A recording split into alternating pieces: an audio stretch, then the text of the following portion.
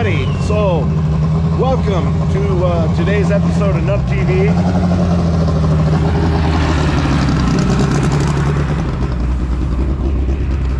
Morning, fellas. Morning. And so we are at Pacific Raceways in Kent, Washington, Seattle, whatever you want to call it. It's Kent, Auburn. Anyway, so IFO today, and Ryan, Race Rabbit Aaron,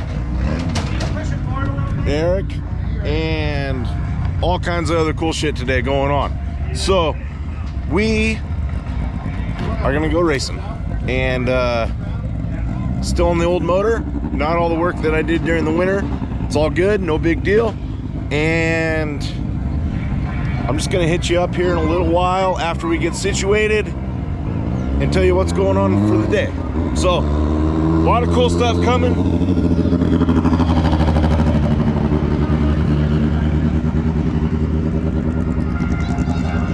I don't know what all we're gonna see here. I know the big Speed Factory cars here. English is here with, well, there's Miles' car right there, and I don't know how many others, but it's gonna be a good day.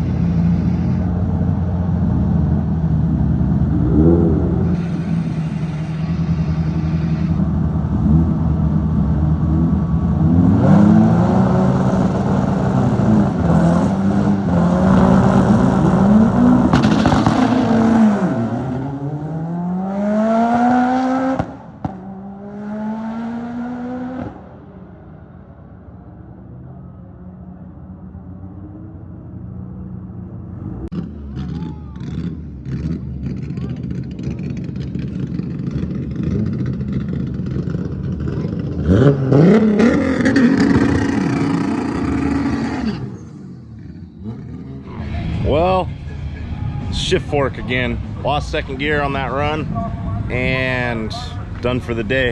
I'm not gonna tear it apart, try to fix it here. We don't have the parts. And the fix that he did earlier in the week. So last weekend in Reading, lost second gear, didn't know what happened, took it back to the shop.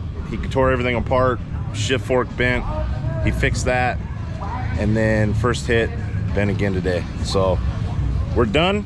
Aaron Race Rabbit's still rolling, and evidently it's just enjoy a good time here, right? Because a shitty day at the track is better than a good day somewhere else typically. So whatever, we're gonna have a good time. 1199 tower side, 1190. Boy, that's pretty close over the right lane.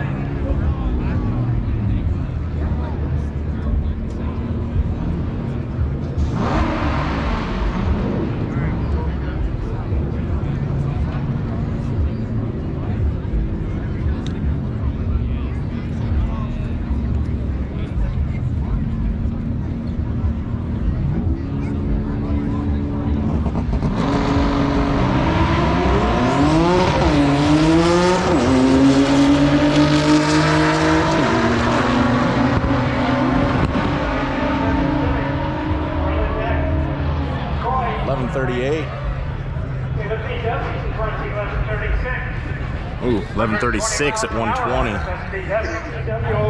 Over in the right lane ran 120 miles an hour. Holy smokes, that's ripping. Yeah, no kidding. Looks like this one's going to bow out. For the first one back, that's 1150 index card. So what do we have up next, Ray? So that was Kevin lining up in his 3.2. Is it a 3.2? Anyway, 24 valve Jetta, and he was running 11.5 class also, just trying to get some new changes dialed in, but something backed out, so we're gonna go check on him. So what's really funny is I go to a lot of events and I never make it to the car show because I'm always in the pits or just doing our thing racing, right? So let's take a stroll through the cars and see what's up at an import show.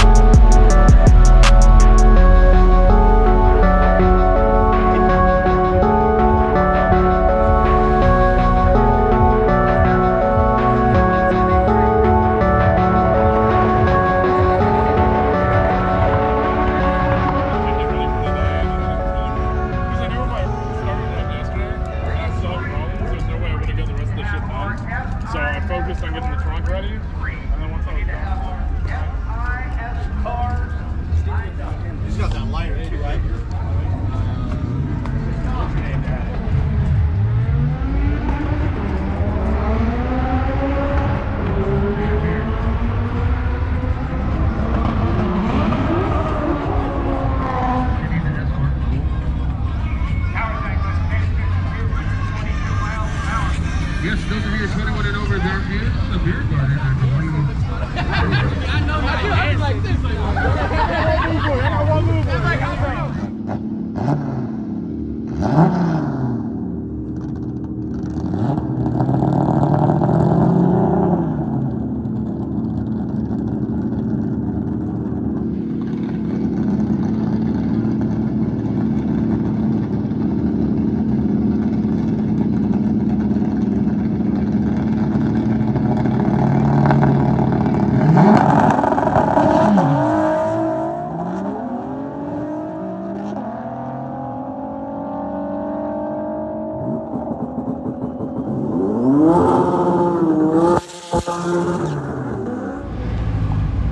So, you saw that run a couple minutes ago after that car show stroll.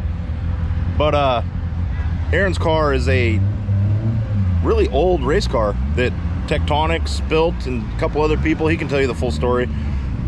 Basically a 3-liter high compression 12 valve VR6. My favorite motor, by the way. Didn't catch on to that in previous videos. So you saw the little adder we did, and well, Aaron did. I didn't do shit. So that was an 1133 actually. 1133 at 120. Yeah, 120. Nice. Which is a interesting mile an hour because I went 1096 at 118. So which is a much more efficient run. Right. So this I spun a bunch on the line. Okay. And then I spun a bunch on the line, and then I only grabbed the nitrous in second gear, which was a little too quick, honestly. So now I'm gonna just grab it in third gear. Got to hit it going into third. Yeah. Is the the idea. Third gear is pretty long. Right. And because the second gear with the nitrous comes on so fast, third gear ends up being quite a bit longer. Got it. So, and this is only a 75 shot. Okay. On a bottle that's not heated or anything like that. So I'm just now learning about the nitrous stuff. Right. It's a whole new world to even. It's a whole new world. Yeah. Fathom, right? And the funny thing is not a lot of import guys. I don't know how that's working. Yeah, there you go. Not a lot of import guys run the nitrous. So. Right. We kind of forgot about it with turbos and stuff. Everybody's just been. Well, even guys like Stevie Fast are like, nitrous is not dead. And I mean, let me tell you, I mean, I've made over 500 passes in this car, and all of them are fun, but something happens when you turn the nitrous on. I mean, to go from running 1170 without it to picking up 4/10 on a 75 shot, this motor just loves it. And this motor's never been apart. Not very often. 5 years ago, Ryan and I pulled it apart. Kevin's coming back. Not good. Okay. 5 years ago, I pulled it apart just for fun and re-ringed it, and but then we did some stuff and actually had to lower the compression, kind of on accident. But so it was 14.7 to 1. Now it's only 13.8 to 1. It was 14.7. Yeah, but really the engine horsepower and torque hasn't really been a problem. It's more keeping this car together. So there's a bunch of bars we had to add, and I mean, it's been a race car since 1998 or 99, something like that. Yeah, I remember this car back when I got into this stuff. So it's funny to think like I'm an old pro compared to some of these guys, but well, we are getting old and we've learned a lot. I mean, yeah. I mean, we've broken enough stuff and spent enough money that. And so really I never thought that I would ever upgrade this car for anything else, but I'm going to Fuel Tech. Stuff's getting delivered today, and I'm going to be able to play with the nitrous a little bit more and also tune it a little more on the NA stuff. That'll make me a better tuner for Ryan's car and for Aaron's car that's upcoming. So I just love learning. So Ryan and I talked last night, and he's going to get me a little present also. Oh, really? Yes, for the Audi. Yeah? Or the GTI. I don't know which one I'm putting it in, but probably get the Audi up and running. Yeah. Yeah. So we'll have Turbo VR6 also. Let's go. So a lot of cool shit. Yeah. And then we have some more motor mods that we've been talking internally, and I got some really cool ideas that I've never seen on a VR6, which you would think 30-year-old motors that you would see everything possible.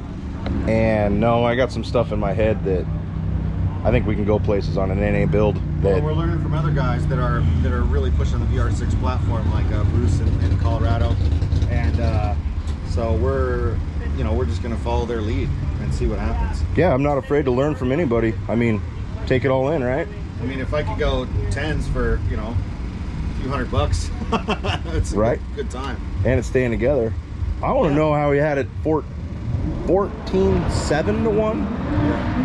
Is that stroke getting it there, or No, stock stroke. It's just that the piston. just a taller piston? It's 85 bore, and it's all the Just piston. that much piston, Yeah. getting it as close to the valve as possible. Yeah, and that's how we had to change the compression, because it after we decked the head and reshimmed the valves, the front side exhaust valves were hitting. Okay. So it sounded like there was like a loose alternator bell. Yeah. Valves touching. Tap, tap, tappy. They're Ferrea valves. I mean, everything about this is custom except for the intake manifold. So what's crazy is it'll go 1170s, 1160 on a stock intake. But I got ideas for this one. yeah. But, well, he actually has one. He's got my first one. No, excuse me. He's got like my 10th one, but my first successful one somewhere. And we might run that one.